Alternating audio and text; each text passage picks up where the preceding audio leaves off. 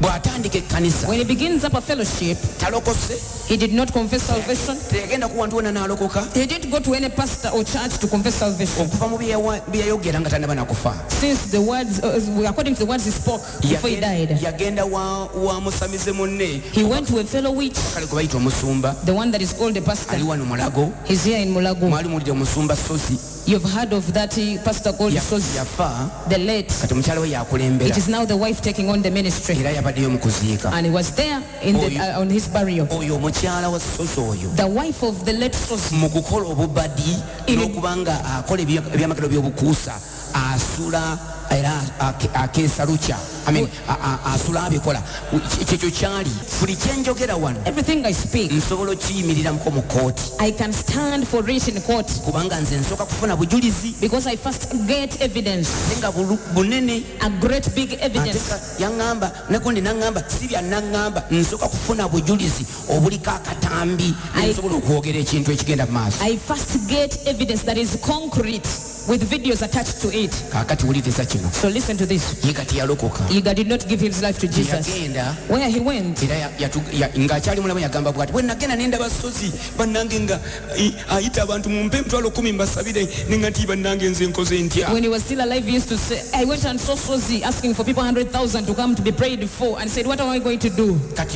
kati omusamize agamba bwati So this witch doctor says this. twaddamu ne tukwatagana ne Yiga We came in touch again with Yiga, ne muyigiriza obukodyo obw'okukuza ekkanisa ye and I taught her on how to make his church expand, nga nze nkola eddogo while I'm the one making him witchcraft. naye nga Yiga yaliteekako Yesu. But Yiga was the one attaching Jesus to the witchcraft.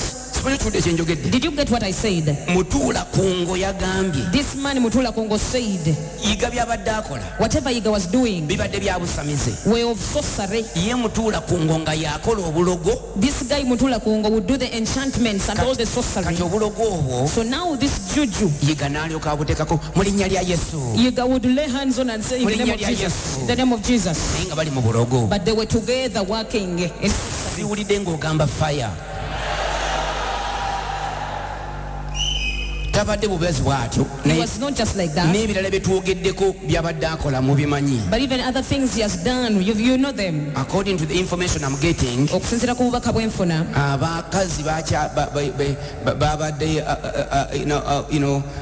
yasobyako n'abaana omuwendo gweyongera bweyongezi buli lunaku. every day the number of women that were molested and the children that were dumped and neglected are increasing. Era bajja kuvangayo mpola mujja bawuliranga. They will come out slowly by slowly, you hear of them. So byetwogerako tubimanyi. So we are speaking of what we know. Kaakati Yiga abadde musamize. This man Yiga, like it or not, he was a sorcerer, a witch doctor. Abasumba mu kibuga badde bakimanyi. Pastors in the city knew of it. Tewali atakimanyi. Nobody doesn't know. Abadde alimu emizimu. He was possessed with demons. Abadde agaba ebintu nga bya bulogo. He used to give out material things of witchcraft. Nina teepusi wano. I even have tapes. Abantu bagendeyo n'abawa ettembe byebintu omusamize byagaba abijja wansi wa nnyanja n'akuwa ettembe akuyingiza emizimu gy'omu nnyanja obuntu buba buddugavu bwe buti baguyita ttembe mundoza mu bumanyi. There are some small things given out in shrines by witch doctors. okwo kwogatta ebirala badde akola. And also you add on many other things he has been doing. Era olaba omuntu So when you see somebody abantu abazze okumukubagiza or people that come to mourn him there, basamize banne abamu most of them were his fellow witch doctors. nja kubalagako akatambi mwe abataaba nabyo byonna mubirabe. I'll give you a video of that. Those of you who did not watch it, you'll see it. Ekyatwewunyisizza What marveled us was, oba ekyewunyisizza abalala nze mbadde nyina inti zemmanyi me, I knew a lot of some things, but then what marveled other people, n'abasumba even pastors, nabo bagenze ne bakubagiza Yiga also went there to mourn Yiga. era ne beegatta ku ddoboozi They also joined the same voice erivumirira Pastor Ssenyonga nti avumiridde omusamize. that abuses Pastor Ssenyonga because of the statement he made about that witch. Nakugambye goberera nnyo enkolagana. I said follow so much these relationships and connections. Ojja kumanya ebintu gye bitambulamu. So those spirits of high level immorality, kati gino emyoyo gy'obugwago bw'ekika ekyawaggulu which includes homosexuality, nga mwotadde ebisiyaga has patterned together with bikwataganye the wamu spirit of witchcraft, n'omwoyo gw'obusamize, and witchcraft has patterned together with the spirit of false prophets. era n'obusamize bwekutte wamu n'omwoyo guno gw'abannabbi b'obulimba. And they've been traveling together and working together. Babadde batambulira wamu era nga bakolera wamu. Bano abasumba These pastors here, babadde bakwatagana. they have been working together. Kakande yasindisa amabugo ne message. Kakande send condolences mu bubaka.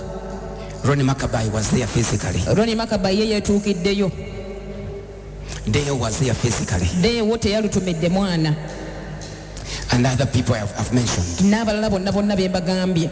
Now, to our shock, some of you, Kati ebimu ku byatukanze abamu ku mmwe you had other pastors go. mwalabyeyo abasumba balala bagenzeeyo. I will want those pastors to come and tell you why they went there. Era nandyagadde abasumba abo baveeyo bababuulire lwaki bagenzeeyo. Why they went there. Lwaki bagenzeeyo. And some of them did not just go there. Ate abamu ku bo tebagenzeeyo bugenzi. They went there and they trusted me.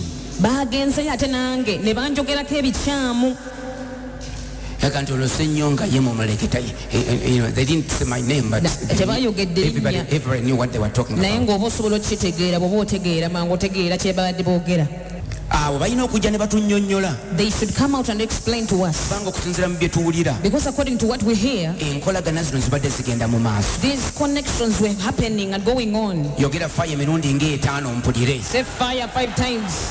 Fire, fire, fire, fire, fire. So we need an explanation Kati twetaaga okunnyonnyolwa to every born again. I don't care eri buli mulokole. Sifuddeeyo when people go there as those people should stop doing that. If people go there as politicians, oba abantu bagendayo nga babyabufuzi it's okay. tekirina buzibu. Politician yaba politician. Bannabyabufuzi bo bannabyabufuzi. Buli awali ekibiina bagendawo. Wherever there is a crowd they go. Sibanenya. I don't blame them. Naye ogamba nti nze ndi mwana wa Katonda, But if you say you're a child of God ate n'oyambalira Pastor Ssenyonga and you attack Pastor Ssenyonga kubanga just because ayogedde ku mufu, he spoke of the dead, mba njagala kumanya bwakabaka ki bw'okiikirira. I really want to know what kingdom you stand for. Waliwo ekyawandiikibwa mu Bayibuli kiri mu Matayo 15. There is a scripture in the Bible, I think it is in the book of Matthew Kigamba ku 15. olunyiri lwa kusatu. That is, I think, verses 3. He answered and said to them, Nti n'abaandukula n'abagamba, why do you also transgress the commandments of God because of your tradition? nti kiki ekibonoonyesa etteeka lya Katonda olw'obulombolombo bwammwe. Kati abantu baleese obulombolombo bw'e Buganda So these people brought all their tradition of Baganda ne bagamba and said, wano e Buganda here in Uganda, tetwogerera mufu, we do not speak of the dead badly. tetumwogerako bubi, We do not speak bad of the dead. tugenda kutambuza obulokole mu nnono z'Abaganda oba tugenda kutambuza obulokole okusinziira mu byawandiikibwa. Are we going to run salvation in the tradition of the Baganda or according to the scriptures of God? Ono omusajja abadde musamize. This man was a witch doctor. Kati njagala mnoonye omusamize bamuziika matya? So I want to look for how they can bury a witch doctor. Omusumba How can they bury a pastor? ku musamize bw'agendayo If a pastor goes to a funeral of nga omusamize afudde amuziika atya? a funeral of a witch doctor, how do they bury them? Waliwo yayimiridde n'agamba There is one who stood and said, ono agenze mu ggulu, this one has gone to heaven. ate nga yabadde musumba. And he was a pastor also. Now kanzireyo mabega mbagambe ku kino. Let me go back and tell you about this. Bagamba musumba Yiga yalokose. They say Pastor Yiga gave his life to Jesus finally. Muwulira Pastor Eva ng'ayogera ekyo. You heard Pastor Eve saying it. Bw'abanga Yiga yabadde yalokose, If indeed he finally confessed salvation, ekyo kirungi mu ngeri emu naye kirala ate mu ngeri endala. it is good in one way, but it gives another picture in the other way. Anti mulaba amawulire, And now look at the news. omusumba A pastor yalokokedde ku ndiri. became born again on his sick bed. Imagine. Ogawulira amawulire ago. Imagine such news. Omusumba A pastor alokokedde ku ndiri. has given his life to Jesus on a sick bed. Kikugamba kiti ekyo? What does that represent? What does that show? Emyaka gino gyonna All these years he has lived, tubadde tudiringa namusamize. we were dealing with a witch doctor.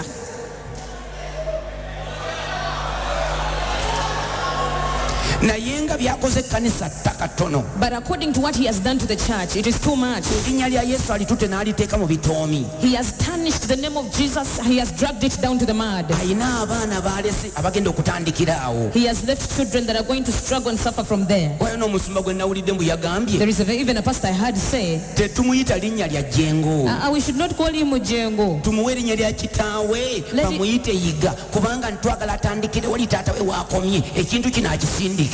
We want him to be named Yiga such that he can push where from where his father stopped. oyo naye musumba wa Kampala. That is also a pastor in Kampala.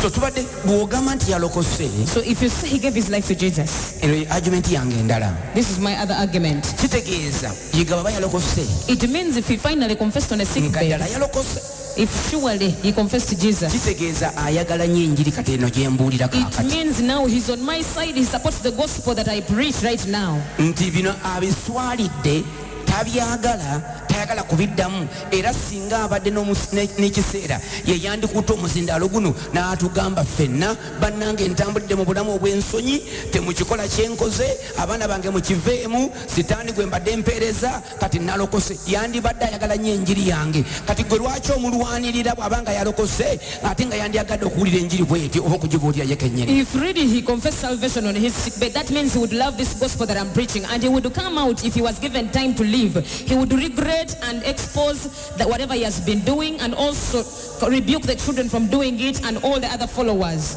era omuntu akoze ebikyamu And for a person that has done evil okumala emyaka gino gyonna for all these years, n'ekkanisa ya kristo n'agidibaga, and he dragged the church of Christ to the mud, n'abasumba n'atuvuma, he abused the pastors, n'ayingiza emisimu mu bantu n'amakanisa gonna g'atandise, he infiltrated demons to the churches he has started and the people. kyekyandisose ku mumwa gw'abantu. That would be the first thing on the people's mouth, naga nti nzize wano kubanga saying that I have come here because Mr. Yiga ayinza okuba tafunye mukisa gwa kubanga atambuza bulamu bwe mu buvunaanyizibwa okulaga omusana.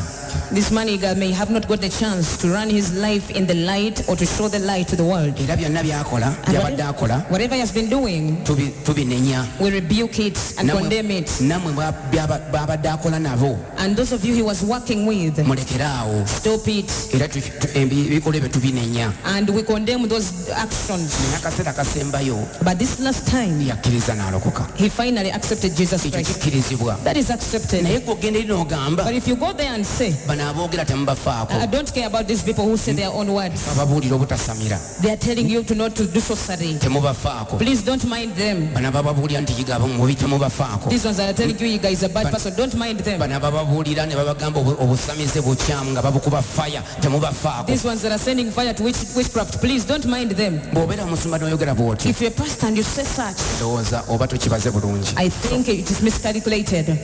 And because of what happened, Era olw'ensonga n'ebyo byaliwo, I believe the devil was very happy. nzikiriza setaani yali asanyuse nnyo mu And will be kaseera very ako. happy. Era yali musanyufu nnyo kubanga abasajja be kubanga his men, olwombe olwaweeredde by the end of the funeral, nga beekalakaasa oba si nga beeraga okubanga bagenda kukola n'ebisingawo bye babadde bakola, they were bragging to do even more than what they were doing.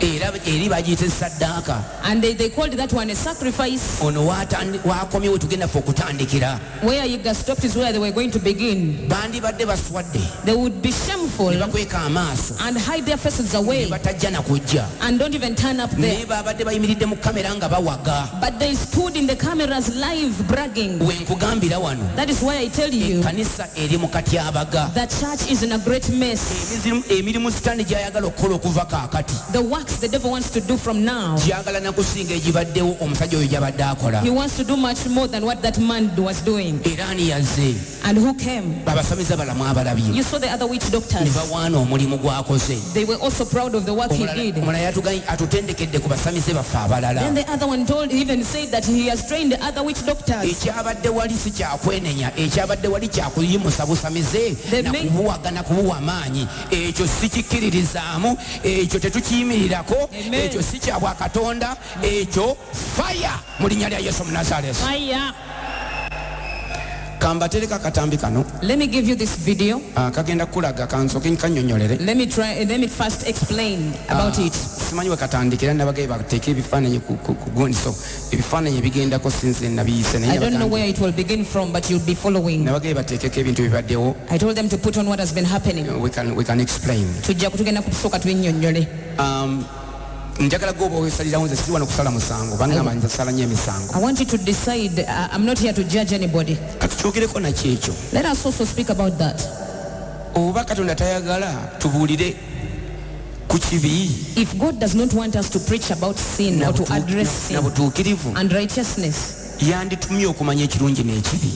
he would have stopped us from knowing the truth and what is wrong. Okubuulira enjiri si kusala musango. Preaching the gospel is not judgment or judging. Naye omuntu atayagala kwenenya awuliranga gwamusalira omusango. But a person who detests repentance feels as though you are judging them. Mr. Yiga abadde n'ekikoosi ekimu nga tekiri mu silence. Had a different cocoon which was in silence. Kakande n'ekikoosi naye kimu nga tokiraba. Also has an invisible group you don't see. Babeera eri bakwatagana. They do not surface out here, but they connive there in the dark. Bakwatagana. They are outside. Kati kino bwe kyaguddewo. So when this came up to pass, kyagudde mu nnyumba. it happened in their own house. Era balina okulwanira ennyumba yaabwe. So they have to fight for their house. And that is the problem we are seeing here. Ekyo kizibu kye tulaba ekiriwo kati. Obusamize Witchcraft n'obuseegu and immorality n'obwabannabbi b'obulimba of the false prophets bayingirira ekkanisa entered the church baagala gikuba kigwo. and they want to beat it down. Balina system gye bataddewo gye babadde batambuza. They have a encola they've been driving and putting out every day. Mu myaka nga 10 okuva kaakati. From 10 years, now from 10 years, up to 10 years. Okujjako Mukama ng'aleese revival. Unless God brings a revival Oba n'ayongera revival eno. or declares of this revival, Ojja kulaba nga ekkanisa yavundadde ebisiyaga n'ebirala byonna kubanga kiri mu system. Lindako, omuntu takikola bukozi. Akiyigiriza batabani be bakikole. N'abawa ne ssente ezigenda okwegatyanga nga yakisponsoringa. N'akipromotinga n'akyongera mu maaso kwegamba tebagenda kwenenya balina kintu kyabwe kye batambuza. Kaakati baana ba Katonda awo wewali okusaba kw'abalokole n'abatukuvu ba Mukama. Tusabe nnyo. Bwe tutasaba bano abantu basimba amakanisa balina roots spreading out. Naye nga the underground issue they are pushing is the devil's agenda. We have to pray. bali ku kirubirwa kya Setaani gye basindiikiriza. Tulina okusaba. Omuntu avaayo doing homosexuality. He even teaches the boys in the church to do the same and also sponsors them to go and propagate the same homosexuality in different places. Kati ono omwana muwala wuuno So this girl you see here, ngenda balaga engeri Yiga gye yapangamu ebyamagero. I'm going to show you how Yiga used to manipulate miracles and fake things. Eriiso lye I think you see her eyes. liba lya ddyo ndowooza. Yeah, when she's looking this side, it is her right eye. Liriko ensenke. It is blurry. Okay, liriko ensenke. It is blurry. Kati afuna abantu bwe batyo.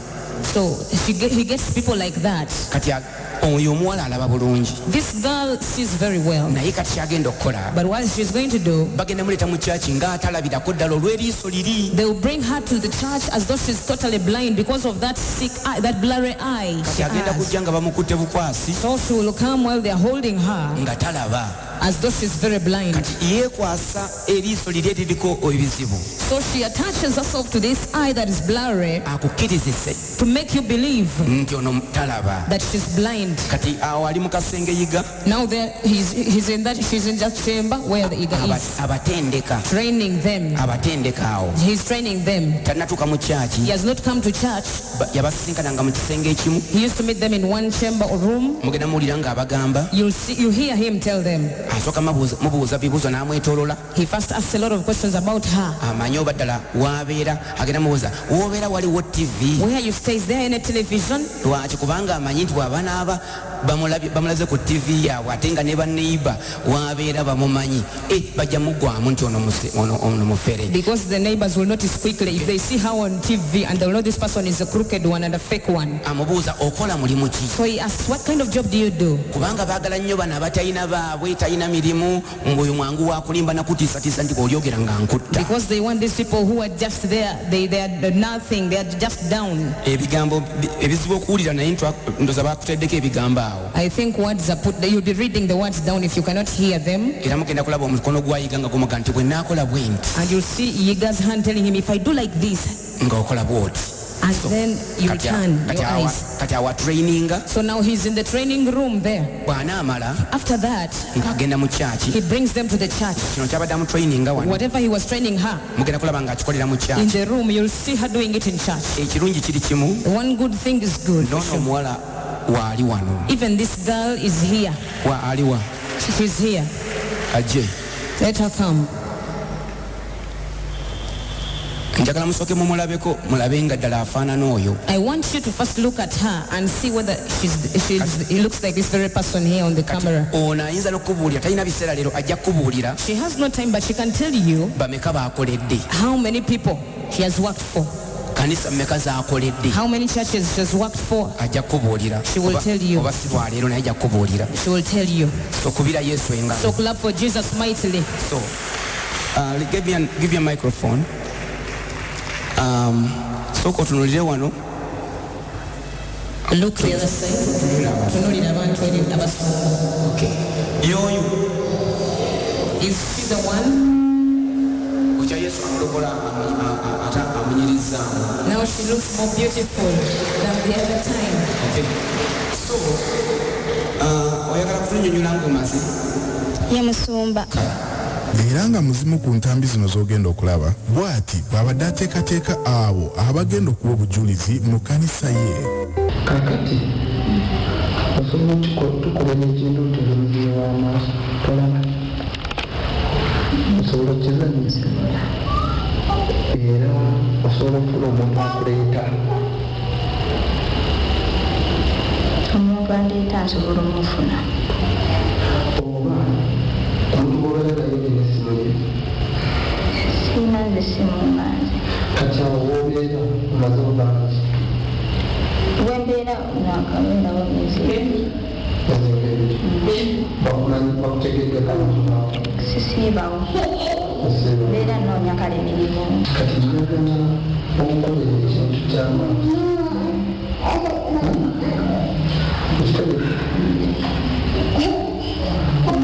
nebekukola bwoyo nti tolaba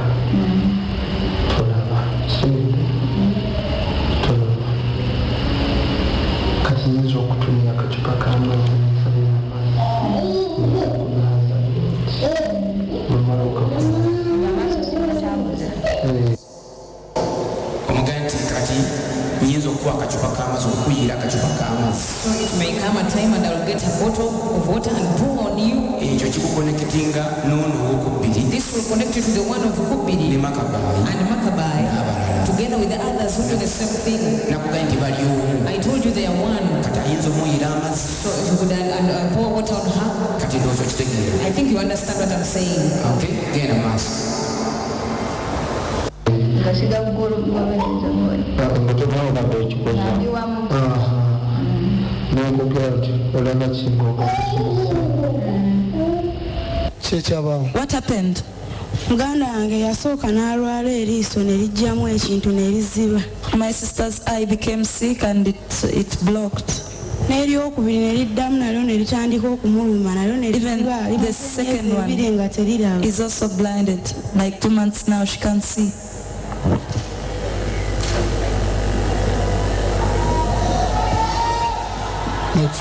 Mua Kazinda, olina kyolaba? can you see anything? Sirina kyendaba. Nothing I can see. Mukama njagala osumulula amaaso g'omwana. Lord, I want you to open the eyes of this girl. Njagala osumulula amaaso g'omwana. I want Yine you to ettogo. open the eyes. Get out! Get out! Get out! Get out! Get out! Ettogo lino This witchcraft. bino ebbogo This witchcraft ebyamuziba amaaso that blinded her eyes, ziragira okugata I commanded to let go alina okuva wano because she has to leave here. ng'alaba What she can see olunaku olwaleero this day. kitange njagala Father, kituukire I want it to come to pass. be healed Onyezebwa, be healed onyezebwa. in the name of Jesus Mulinnya Yesu Kristo. be healed Onyezebwa, be healed onyezebwa. in the name of Jesus Mulinnya Yesu Kristo. letera tukamubaka in the name Muleke of Jesus akome mu kutegeera kwe. Yeah. Yes. Hey.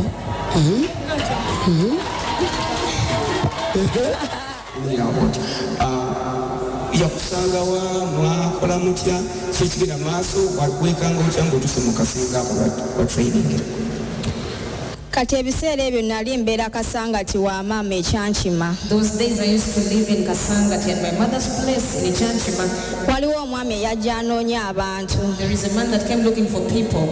kati mukwano gwange najja nampita naŋŋamba waliwo omwami wali anoonya abantu wa kuzannya firimu. There is a friend of mine who called me and told me there is a man looking for film actors. ate engeri gy'otalina mulimu ndowooza ebyo ne watukumanya ebyo bisaano bizannya. She said, since you are jobless, you can do that work, I think, very well. nenziruka mangu nendaba omwami oyo I ran very fast and went to see that man. nampitiramu naŋŋamba tugenda wa Musumba Yiga. And he told me, he briefed me that we are going to Pastor Yiga's. teweetaaga ssente ne mugamba neetaaga ssente. He asked me, don't you need money? I told him, I need money. n'agamba kati sigenda bikubuulira wano wabula omala kutuuka eri. Then he told me, I won't tell you the whole story here, we have to first reach there. n'agamba ku ssaawa 11 mwetegeke. He said at 5, please be ready, 5 p.m. ez'olweggulo 5 p.m. ne twetegeka bulungi nnyo takisi n'etukima. And we prepared ourselves and we were picked up by a taxi. ne tutuuka ne ennyumba eyo nali sigimanyi naye nategererawo nti yali ya nabbi omukazi gye yali abeeramu. We reached to a house, but I didn't know this house before, but later on I recognized it was of this Nabbi Omukazi, the one you know very well called Nabbi Omukazi. Musumba yatuuka ssaawa 5 ez'ekiro. So Pastor arrived at 11 p.m. in the night. kwe tusinkana mu kasenge mwe bwali batuuzizza. He met us there in that room where we sat. So walimu n'abantu abalala nabo bagenda okuzanya emizannyo emirala oba walimu wekka? twalimu abantu bangi. We were different other people in that same room.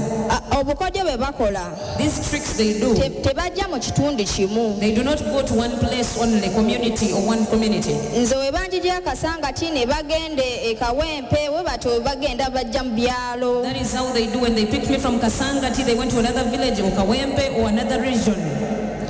Musumba Yiga njukira n'erugoye lwe yali ayambadde lwe yantendekeramu. So I remember exactly the very clothes this man Yiga was dressed on.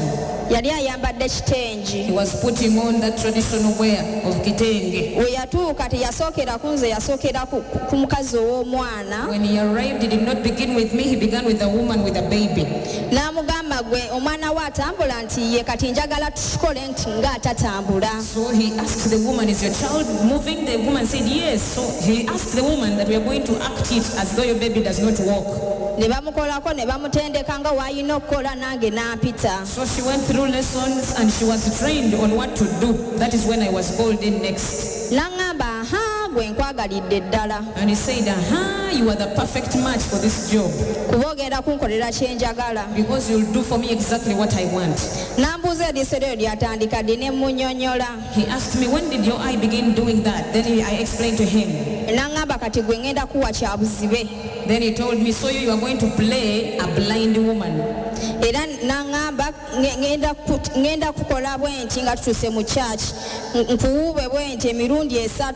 And I will wave before your eyes 3 times. njagala okakasa abantu gy'okoma okakasa abantu ne ssente okweyongeramu. The more you prove to these people and show them that yes, this is real, the more your amount is increased. engeri munaye gye nali mu mbeera embi n'enkola ekyo ky'aŋŋambye. Since I was in a very terrible state, I had to do what he told me. n'aŋŋamba njagala nkuwuube bweti omulundi ogusooka ojja kuŋŋamba tolaba, ogwokubiri oŋŋambe tolaba, ogwokusatu nkubuuze nti olaba. oŋŋambe ndaba awota obenga emizimu gwe girinnye osooke ogwe. So he told me everything you just saw there. He told me that he's going to wave the first time and the second time, and I will pretend like I'm not seeing, and then the third time I will pretend like I will act like I'm seeing totally, and then manifest as though violently as though demons are upon my life. Nga we mundabye mu katambi awo we nakola n'eri bibaŋŋambibwa. Just like you saw the video clip, that's exactly what was being told to me in that room. Naye we mba sivuddeeyo kwogera ddala osobola okukakasa nti ago mazima oba si mazima. But if I did not come out to speak, would you really be sure that that is the truth or not, or believe? Nze nga nze nvuddeyo okwogera amazima nga teryankase teryampadde ssente teryanguliridde kuba nava mu buyaaye. I've come out as an individual to tell you people the truth without anybody coercing me. No one has paid me money to come and stand here because I came out and escaped the jaws of those false people and fake prophets. We twatuuka mu kyaki mu Sumba n'ansabira n'ankola byankola byonna nga we tweteesezza eri. When we reached church, Pastor did all he did, just like he had trained me in the room. Ne nkakasa abantu nti mponya ate nga nali mulamu. And I proved it to people that I was healed, yet I was very alive and okay. Era musumba oyo yampa emitwalo 2. And that man gave me 200,000 shillings. Mu kasenge eri yali ansuubiza agenda kunnongoosa eriiso.